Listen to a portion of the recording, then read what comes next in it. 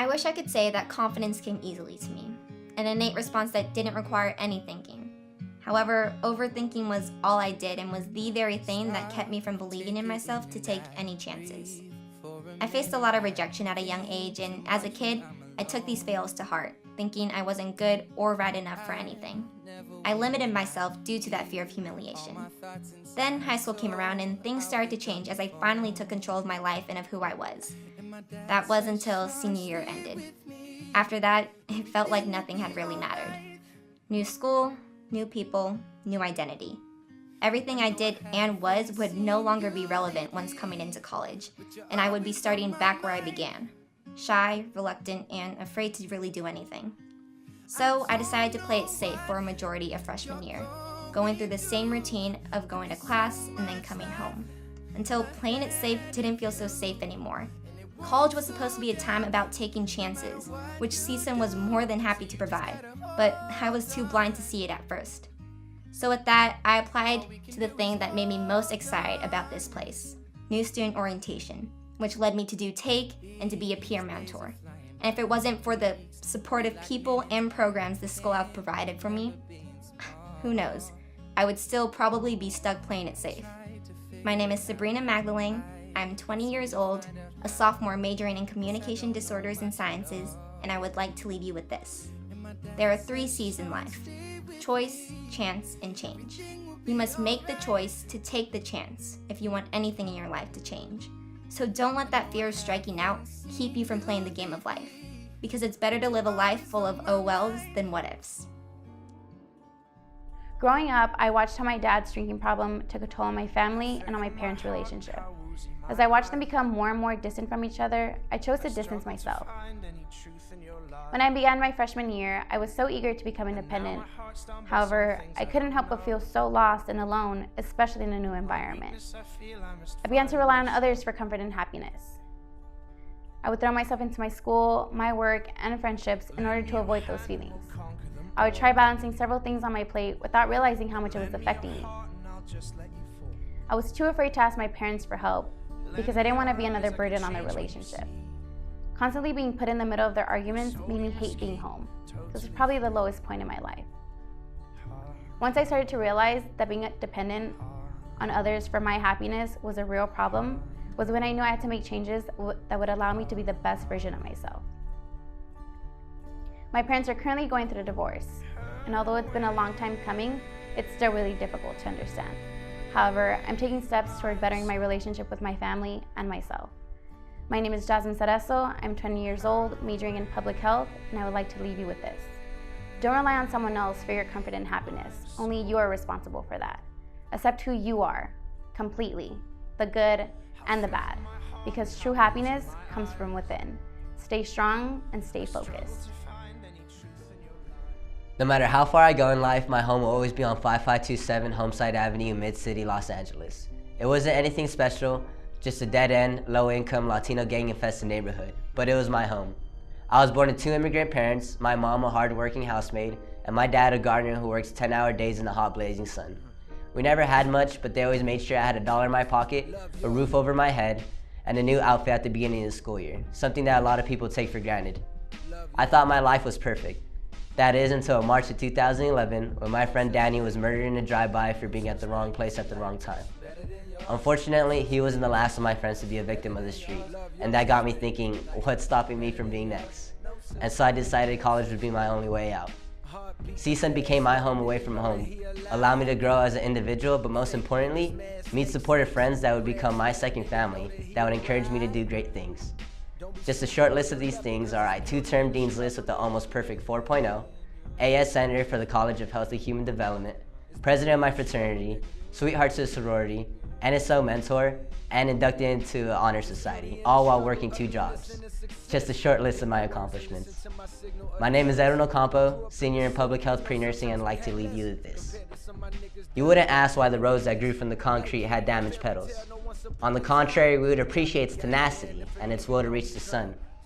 Well, we are those roses. These are my damaged petals. Don't ask me why. Thank God, and ask me how. My first year in college, I was sexually assaulted by a person I thought was my friend. He was a person I thought I could trust and someone I confided in with any struggle that I was going through. It was the first of the new year, and due to my willingness to partake in drinking, I was unable to defend myself.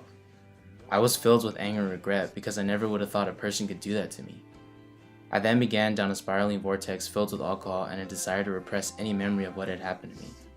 I had a fear of what people would think if they ever knew my secret. So I masked my anger and sadness by embodying the masculine identity I felt sure would make me stronger and oblivious. Thankfully, with the help of my amazing take cast and director, I am finally walking down the road to acceptance. What happened to me happened to me. There is no changing that. That's why my ultimate goal of today is to fully let go of all the anger and any desire to repress the painful memory. I do have the typical qualities society labels men, but I also have my very own powerful self as well. My name is Alfredo Ortega, I am 22 years old, and I am a senior majoring in kinesiology with an emphasis in exercise science, and I want to leave you with this. You may have fear, anger, and doubt, but the only thing really stopping you from truly being yourself is ultimately you. It may be hard, but accepting your past and letting it propel you to your future is liberating beyond imagination. For the first 15 years of my life, I was a victim of bullying. Consistently reminded that I was a dorky, straight-A kid with too big of a personality and a voice way too loud for anyone to ever find me attractive. I've walked into classrooms to find my seat on a table and the stuff in my backpack emptied out. Overheard guys say that they'd rather be dead than caught with me. Things like that stick with you. It's because of bullying that I never forget that I am a child to a single parent. You don't have a dad, you don't belong here. That always plays in the back of my mind. My childhood consisted of therapy sessions as I sat there and talked about how my dad never loved me or cared about me. How he never knew how to spell my name correctly or when my birthday was, let alone how old I am. So when college started, I wanted to bury this side of me. I wanted to prove to everyone around me that I was more than they ever said that I was. And for the first 2 years, it worked. I had a blast. But it also found me on academic probation with a GPA of a 1.9. I lost myself. But sitting here today, I know that I am still that dorky, straight-A kid with too big of a personality and a voice way too loud. And that's okay. I may not have a dad, but I have some pretty amazing people in my life to fill up that hole, and I wouldn't trade them for the world. My name is Emily Celine Karimian. I'm on the Dean's List with a major in speech language pathology and a minor in child-adolescent development. And I'd like to leave you with this. It is the people that no one imagined anything of who do the things that no one can imagine. Always remember that you are the best version of yourself. Growing up as the oldest and only daughter in a Nigerian household definitely had its ups and downs. I mean, I was expected to be great at everything from academia to athletics to life in general. Throughout my years, I was always an A and B student. I played a sport every season and I knew just about everyone. And luckily for me, that mentality followed me here to CSUN. I've been involved in almost everything from associated students to clubs and orgs to being a student building manager right now and the president of my sorority. Life was hectic, but still pretty manageable until December 25th, 2015. My dad passed away in a drunk driving accident, and I can honestly say that I have not been the same since. The smiley, happy-go-lucky, easygoing Bev was nowhere to be found, and she was lost. She didn't know what had brought her life to this point, and she didn't know why God had put her in such an uncomfortable situation. On the bright side, I made great relationships on campus, and my friends, my coworkers, and my bosses helped me get back to my spectacular self. For the first time, I was vulnerable and I let them in, and I can honestly say that I came out a stronger person. You see, life is going to throw curveballs at you, whether you're prepared or not.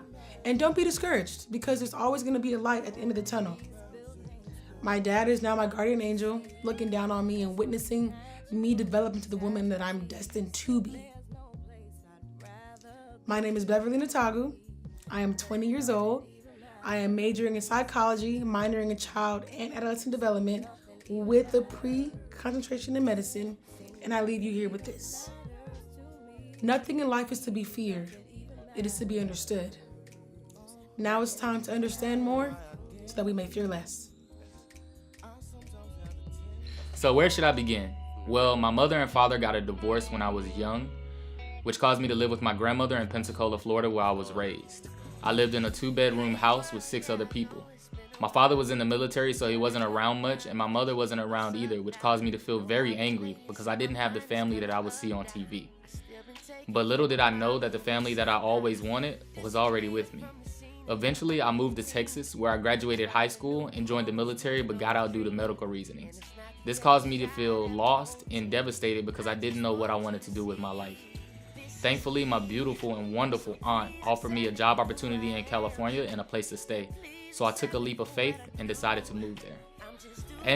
In California, I worked there for over an entire year and went to church multiple times, where I finally learned about CSUN. I decided to apply, not knowing whether or not I would get in, but thankfully I did. At CSUN, I met a plethora of wonderful people and eventually met the woman who would become my fiance. My name is Aijan Shumo. I'm majoring in finance, and I would like to leave you with this. Tough times never last, but tough people do. So whatever you're going through, just know that it's only temporary, and whatever you're destined to do is forever. I grew up in San Diego, California with 2 loving parents and 2 older brothers who all kept me grounded. I had never moved houses, I lived 15 minutes away from the beach, and I never dreamed of leaving until my junior year of high school. Turning 17 changed my life. I got my first car and my first boyfriend. A boy who started out as picture perfect, but in reality turned out to be a mess that I couldn't keep up with. I was constantly wrapped up in his own insecurities that they quickly became my own, and I lost who I was. My senior year, I decided to apply for colleges, and I applied to CSUN as a safety. But after getting my acceptance and realizing I had to leave San Diego in order to truly find myself, seemed like the only real option for me. I walked into the dorms scared, lost, and overwhelmed. I knew I had to join something in order to find where I fit into this campus, but my anxiety had a huge hold on my life. I joined a sorority and quickly made friends, but I still felt little control over my choices here at college. It wasn't until I had my first real anxiety attack that I knew I had to make a change. Luckily, I had found friends who cared about me, a best friend who understood, and a major that helped me thrive in my academics. Joining a sorority and the NSO program really helped me find who I was again. I was able to redefine me and let everyone know I wasn't going to be someone that let anxiety control them. My name is Claire Wenzel. I'm 21 years old, a senior majoring in liberal studies, and I'd like to leave you with this. You attract the right things when you have a sense of who you are. Growing up, I would always dream big, destined to do great things. Living in a strict traditional household, I felt like it became taboo for me to speak out and form my own opinions. I became an introvert that would bottle up my own true emotions and eventually remain complacent in my comfort zone. Once I came to CSUN, I knew this was a fresh start for me.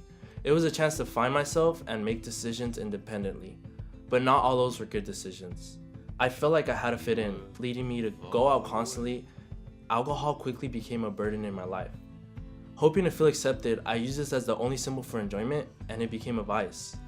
This vice has put me through a roller coaster of situations that most people should not have to face. Causing nights full of regret, ruined friendships, and low self-esteem, I would become someone else. I lost myself in these substances, and I knew I needed to stop. One night, I was in the car with an intoxicated driver, and while both under the influence, it almost granted me a death sentence.